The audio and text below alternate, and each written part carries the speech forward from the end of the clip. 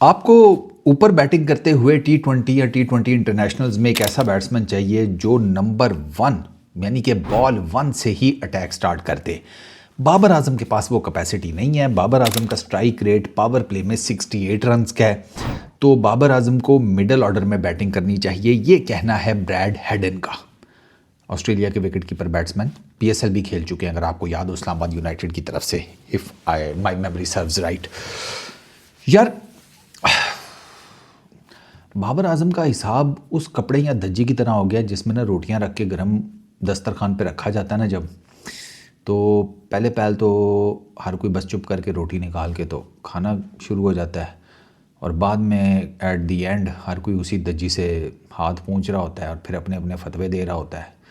दज्जी गंदी हो गई है, इनू कदी धो लिया करो, इसका प्रिंट नहीं ठीक, इसका मटीरियल नहीं ठीक। बाबर आजम का ना वो वाला हिसाब हो गया। अब वो बाबर आजम के ऊपर मतलब हर कॉर्नर से ही T20 और T20 इंटरनेशनल्स को लेकर बात हो रही है। उसकी एक बहुत प्राइम रीज़न जो है ना, वो बाबर आजम की फॉर्म है। बाबर आजम की फॉर्म ठीक होती ना, ठीक है, रन शन ज़रा आ रहे होते, तो आई फील कि बाबर आजम ने सम हाउ दी अदर कुछ ना कुछ मैनेज कर लेना था। अब फॉर्म ही नहीं है। अब आप उसे कहो कि फॉर्म से मुराद मेरी ये है कि वही mental stability in terms of being on the pitch, ठीक है ना, मैं उसकी बात कर रहा हूँ। वरना वो शॉटे वाटे तो नहीं ना खेलना भूला, शॉट्स तो अपनी लग ही रही हैं।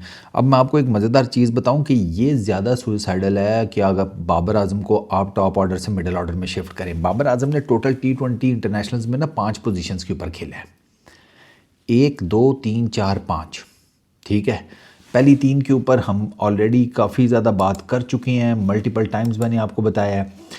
ये जो पोजीशन है ना, चौथी और पाँचवीं, इसमें बाबर आजम खेला था 2017 और 2018 में। अच्छा, रन्स दोनों पोजीशन पर हैं, एक एक ही इनिंग है। चौथे ही पोजीशन के ऊपर बाबर आजम ने 2017 में एक मैच खेला, उसमें 43 रन्स किए।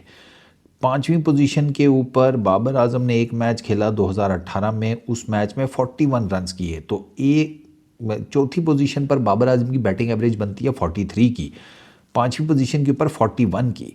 द प्रॉब्लम लाइज के बाबर आजम का जैसे जैसे पोजीशन नीचे आती है स्ट्राइक रेट मजीद गिरता है। चौथी पोजीशन के ऊपर 113 का स्ट्राइक रेट है, ठीक है, और पाँचवीं पोजीशन के ऊपर बाबर आजम का एग्जैक्ट जिसको कहते हैं 100 रन का स्ट्राइक रेट है, ठीक है। ये जो आपको मैं मैच ये जो है, ये बाबर आजम ने वेस्ट इंडीज़ के अगेंस्ट खेला था, ये चौथी पोजीशन के ऊपर जो आकर उन्होंने खेला था, और 38 बॉल्स फेस की थी, 43 रन्स बनाए थे, 3 चौके लगाए थे, 1 छक्का लगाया था पोर्ट ऑफ स्पेन में, ठीक है, बैक इन अप्रैल 2017। और वेस्ट इंडीज़ वो मैच जो है वो जीत गया था। पाकिस्तान ज़्यादा स्कोर नहीं कर सका था उस मैच में, सिर्फ 137 रन्स किए थे।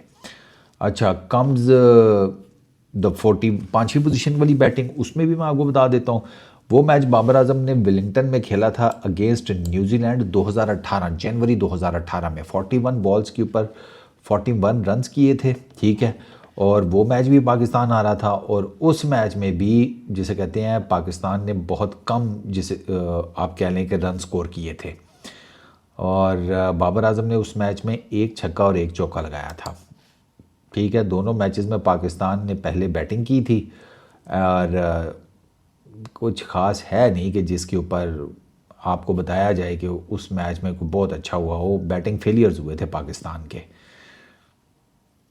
तो भैया मिडल ऑर्डर में ना ब्रैड हेडन भैया, बाबर आजम को लाना इज़ नॉट वर्थ इट।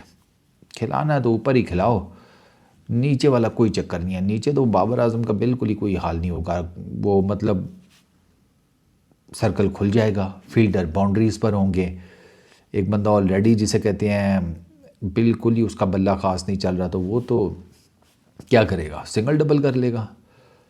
फिर सिंगल डबल कर लेगा तो उससे क्या होगा, मिडल ऑर्डर में तो आपके मिडल ओवर्स लगे होते हैं, आपको पुश करना पड़ता है। चलो ठीक है, बाबर आजम आकर सर्कल खुला हुआ है तो सिंगल डबल कर लेगा, लेकिन फिर इमीडिएटली डेथ ओवर्स आ जाएंगे, वहाँ पर तो मारना पड़ेगा। तो ये जो नोशन है बाबर आजम को मिडल ऑर्डर में शिफ्ट करने का, I don't buy it. Babar Azam ने बैटिंग करनी है तो वही नंबर है भाई, 1 2 3, उससे नीचे कुछ भी नहीं है बाबर आजम के लिए, कुछ भी नहीं है। और नंबर 3 के ऊपर अब मुकाबला सख्त है।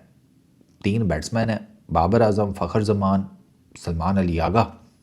तीनों एक ही तरह की है फ़िलहाल, तीनों की फॉर्म कोई नहीं, तीनों के इतने ख़ास रन नहीं आ रहे।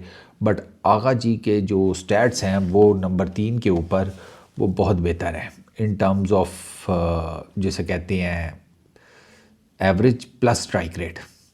आगा जी के हैं, बाबर आजम के बाय द वे नंबर 3 के ऊपर काफ़ी अच्छे स्टैट्स हैं, लेकिन वो भी बात वही है, रन्स हैं, एवरेज अच्छी है, स्ट्राइक रेट कुछ नहीं है।